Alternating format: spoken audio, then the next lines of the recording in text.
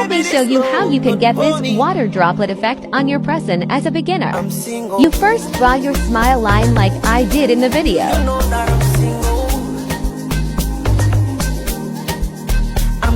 Paint, paint, paint.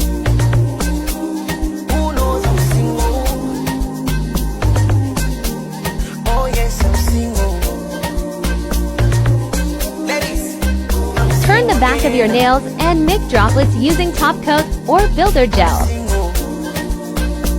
I use top coat. Here under the UV light or the top coat will spread. Outline the smile line with any gel color of your choice. Apply top coat and cure under the UV light, and there you have it. Simply done.